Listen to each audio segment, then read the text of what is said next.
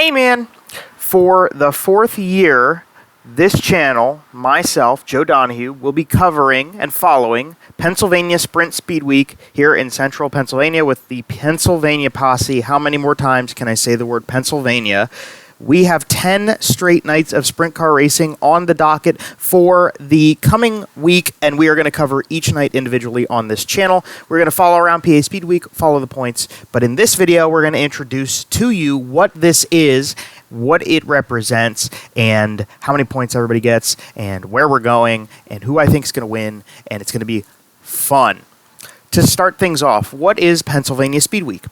Pennsylvania Speedweek is a little mini championship hosted by the Pennsylvania Posse, and it is a 10-night, 10-race schedule set with all of the local tracks here in the central region of Pennsylvania. It's not fully all of PA, just the area around what is conventionally known as the PA Posse, and that starts off on June 27th at Williams Grove and then runs at various different racetracks throughout 10 days straight to get to the final race, which this year is going to be held at Path Valley.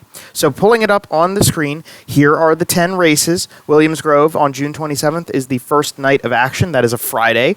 And then the next night, the Saturday, we will go to Lincoln down in Abbottstown. We will go to Baps on Sunday, then back to Lincoln again on Monday. On Tuesday, we go all the way out towards Reading in Bechtelsville, and we hit Grandview Speedway on July 1st. That's my friend Tristan's birthday.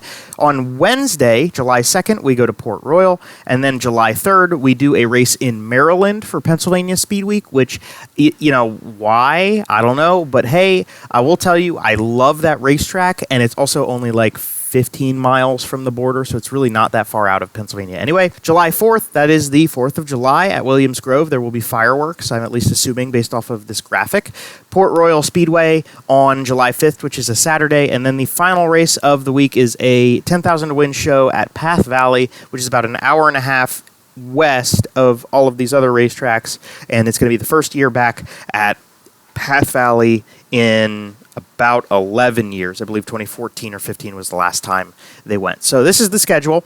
I do like the variety. I would love to see Selinsgrove on this schedule, but I'm happy they brought Path Valley back. I just would love to see that. And maybe go to Big Diamond someday, because I've never been there, and that would be cool. So that's the schedule, and we will move next into the amount of points that each driver will be earning as they go through the programs at each of these races. We will start off with qualifying. Qualifying is fairly simple, so they send every car out for 2 laps in a time trial format. The fastest driver will get 40 points, and then second fastest is 35, third is 30 points, and then after that point, every position backwards from there counts as one less point. So it's 29, 28, 27, 26, you get the picture. If there is a night where they do 2 flights of qualifying, what they do in that situation is they actually just completely separate the points for those groups. So like you'll have somebody who's the fastest in flight A, that person will get 40 points, and the person who's fastest in flight B will also get 40 points. Qualifying is pretty straightforward. Heat races are where things get a little bit hectic. So depending on the amount of cars that are present for the race, a different amount of drivers will transfer into the main race, the A main feature, from the heat races. It can be 5 drivers, 6 drivers, or 8 drivers, depending on how many vehicles are racing in that event that evening. You're always going to see the winner score 20 points. And then behind that is 18 points for second, 16 points for third, 14 points for fifth. And then if there is 6 transfers, you'll see 10 points given to 6th place. And if we transfer 8, it'll go 10, 8, 6 back to 8th. So the number of points is always the same for that finishing position when it comes to transferring out of the heat race. It's just a matter of how many cars we're pulling out of the heat race.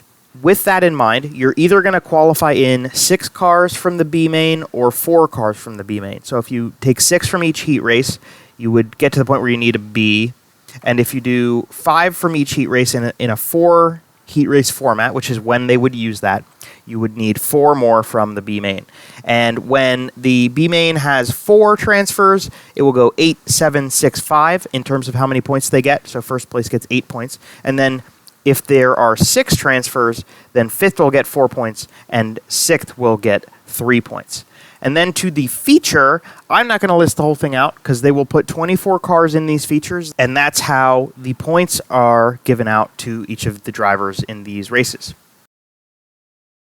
So that's what PA Speedweek is. That's the schedule. That's the points. Now to the drivers. And I will lead with the drivers by giving you a list of my predictions for the winners for the 10 races of this week. You will very quickly see that I think Anthony Macri has a significant advantage over pretty much everybody else in this field.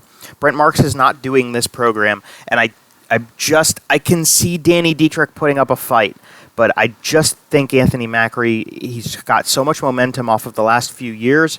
I'm expecting him to kind of shine out in the week's time. Now, I do think Danny Dietrich is going to be a lot more competitive than maybe I'm showing on this screen. And then maybe we'll get some Chase Dietz action in there. I don't think Chase Dietz is going to be able to put up for the championship, but he definitely is going to be able to put up for race wins.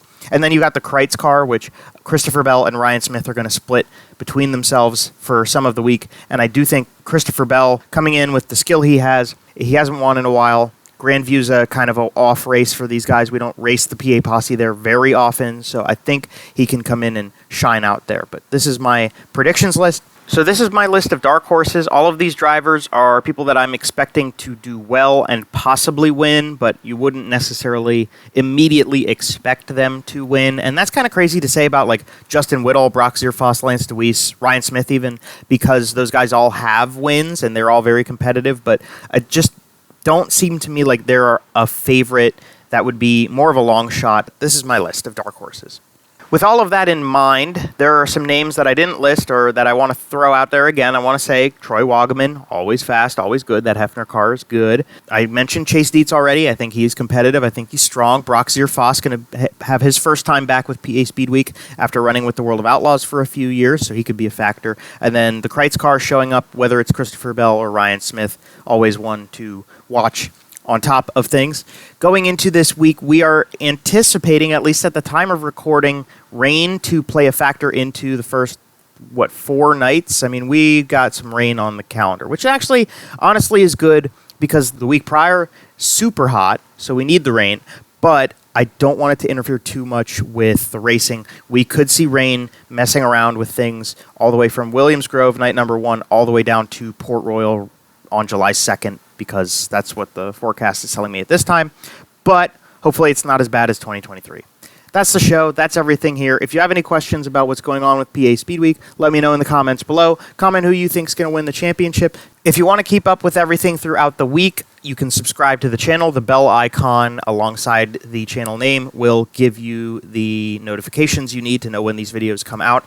This is your only spot that you can go where you can get at the track highlight coverage of every PA Speedweek race for 2025 that it is free to access. So I recommend it because I am doing it. But you don't have to, but you can if you want. Thank you for watching. Thank you for your continued support of what's going on here on this Joe Donahue YouTube channel. We will see you for Williams Grove, hopefully, tomorrow night.